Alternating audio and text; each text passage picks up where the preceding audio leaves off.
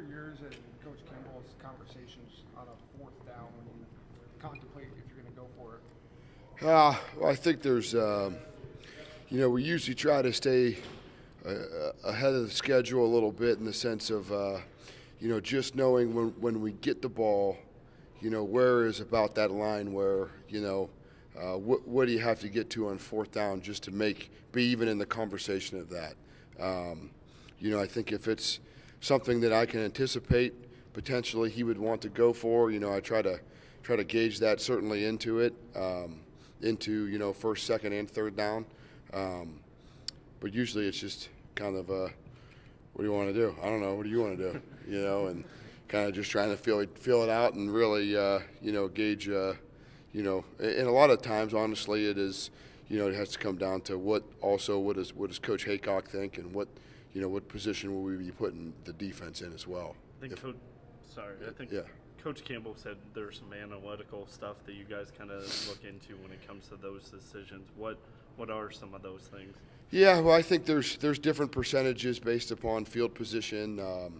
Where exactly are the percentages more in your favor to if you punt it at that particular position with your average punt, where would they get the football back comparatively to maybe where they're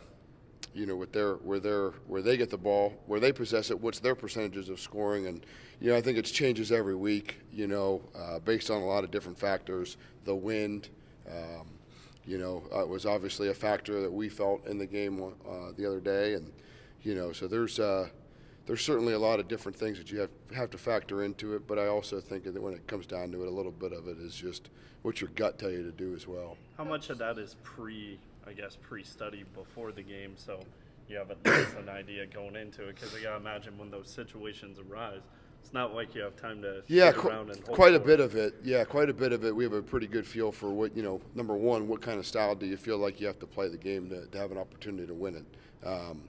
Obviously things like weather play such a big factor into it.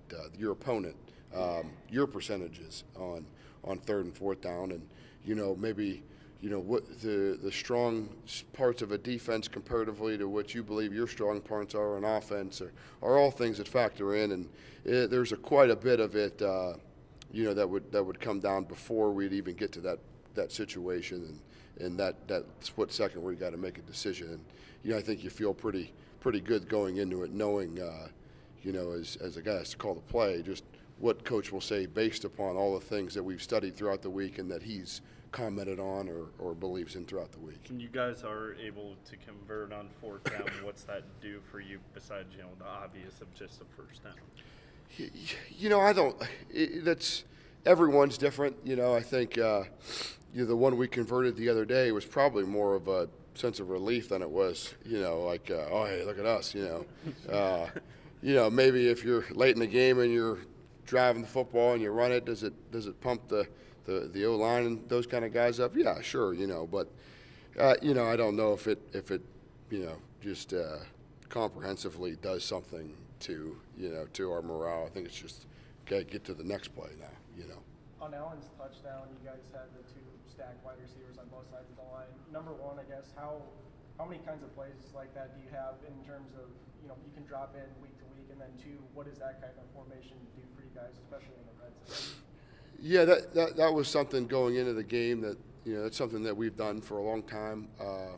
When the opportunity presents itself to do so, we felt, and really Coach Gasser was the guy that kind of, hey, I think this is going to work this week. We've kind of been waiting to run that particular concept for a couple of weeks now. It's something we practice a little bit in camp, and the opportunity presented itself with the way, particularly that they played those stacks, because there's a few different ways people play them, and I think we take a lot of pride as an offense, and really for coaching for Coach Campbell is, he's always believed in having flexibility within what you do, and having the whole pie and being able to pick from the things that are really going to work that week or you think are really going to work that week, and then really practice them and mold them all within the framework of what you do usually.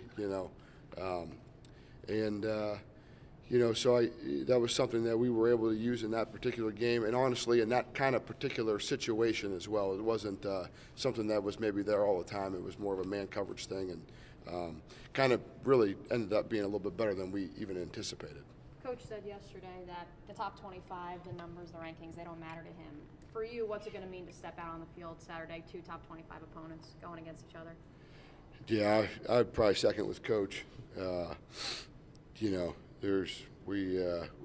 record, we're 5-2, and that's what we are right now. Is we're 5-2, and we have to play the next game. And when Coach says that, I think he's being dead honest with you. That's just kind of how we try to, process it. I think it's awesome for the people that have been fans here for a really long time to maybe get some recognition and really have some validity and just some good things happening there. But from our standpoint of it is there's a really good football team that we have to play here on Saturday, and we have to find a way to win the game. And they're really good, and we gotta do something. Did you expect to be in the top 25 at this point of the season? I don't. I kind of think I was talking about it last week. Expectation, it's kind of a funny word a little bit. We just expect to do well, and we expect that our kids give everything that they can of themselves and within this football program and within the process of what it takes to be successful in a game week.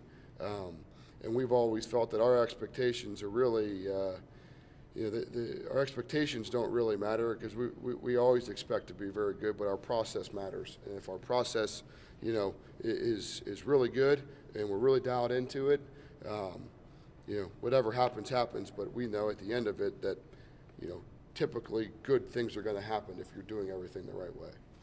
TCU has a really fast defense. Matt Campbell talked about it yesterday. I mean, if you watch film, TCU's fast on defense. What can you do to counter that and get success on offense? I don't know. Does a guy like Al Lazard help at all with his? Yeah, you hope so. I think they do an awesome job. I mean, they're, like you said, they're really fast. They're quick. They move. I think they're as well coached of any defense you're going to see. They know that they're really quick, and they also know that in some positions they're not the biggest, and they do a great job of rolling coverages at times and trying to take away some of your good plays that you've run and your good players. And we've got to find a way to consistently move the football and give ourselves a chance to score some points. And I mean they're really good, and we got to play really, really good. And that's kind of the bottom line. What did you guys see a couple of years ago from Seam Buckner that you thought maybe he could be a good fullback for you guys? Coach Campbell gets the credit on helping him move to the. I like to take a little bit of it, but Coach Campbell will get the credit for really moving him over. And I kind of just saw a kid that was just tough. I mean, in winter workouts, I remember him having to go twice and just being a really hard day, and he kind of just keeps coming, and he's fun to be around. And guys that are fun to be around are really they're fun to coach, and they're usually pretty good players, and he's just got something about him where he's not afraid to throw it in there, and I think that gets everybody fired up. And I tell him all the time that he's kind of like Larry Bird's people, he drives them crazy, and right before the whistle he's kind of like flying by him, and he doesn't really know what that means, but I think that's a pretty good compliment. Yeah, I mean, he's kind of non-typical fullback because he's always moving around to different spots on the field. How challenging is that for a guy like him? Well, it's challenging for him because he's never done it before. He's a white linebacker, and he's just never had to do all those kind of things and, block on the perimeter, then go inside and move around and be on the football and off the football. That's a lot. And, you can tell he's still learning sometimes and some things you ask him to do. And the tight end position, even in our offenses, it is challenging. It's hard because you do wear a lot of hats, and you also play special teams and those kind of things. So you're challenged quite a bit, and it's one of those positions where it's kind of like whatever you do is really critical, usually in the running game. So when you don't do well, it's pretty easy to that's usually what I do is blame the tight ends when we don't gain, a running play and we don't get enough yards. I usually just blame the tight ends. It's easier than blaming the O-line. And then I apologize afterwards. But during the heat of it, I just try to keep Coach Colas in trouble as opposed to me being in trouble. Have we seen everything out of Kyle Kempt yet this season? I don't know. I think you see a pretty good idea who he is and what he does. I think he's really consistent in what he does. And, we're not going to ask him to, run the ball 20 times a game, so, I don't know. I don't know. Maybe, I don't, hopefully we see even more. I just don't know. How did he not get an opportunity before now? Not just in your guys' program, but everywhere along the way. Well, I think he has had opportunities. I think, the one thing that I believe that we take very sincere and dear to our heart here is the evaluation of players, and which is a constant thing. It's all the time. It's ever moving, and I think that's something that we talk about literally weekly here, from every aspect of what we do. And I think he had opportunities, but I think he just this time he's really relished in the opportunity, and I think, at this time I think he there, in a weird way, there wasn't any pressure to it, comparatively to the pressure of competition. Well, where do I fit? Where do I go in? Who am I, and where do I fall in line? I think this time he just knew, hey, I'm the guy. Either better grab on or not, and he's done a great job of running with it. And I can't speak for anywhere else that he's been. Or anything else that he's done, but he's done a really good job for us. Shante was able to get a little bit more involved in the run attack. How important is he against that type of fast defense to help Trevor and other guys stretch the field vertically and horizontally? Yeah, I think DeShante really in the last 3 weeks we've really seen him come on, and just with Trevor having so many roles on special teams, DeShante's really we've counted on him a lot more. Maybe in the passing game and in the offensive side of it than maybe early on in the year. And he's done a great job. He's been really dialed in. He's done a great job with the ball in his hands. He's a difficult tackle sometimes. He's stronger than maybe you would assume. And he's done some really good things. And I've been really proud of how much he's worked at his blocking, and he's done a really good job there. How do you think David will stack up against what's been called a really fast TCU defense? I hope really good. I do know that David won't. I know we'll get David's best. I would assume that he would. He'll continue to prepare the way he always does, and I'll assume that he'll be ready to go and be as competitive as anybody.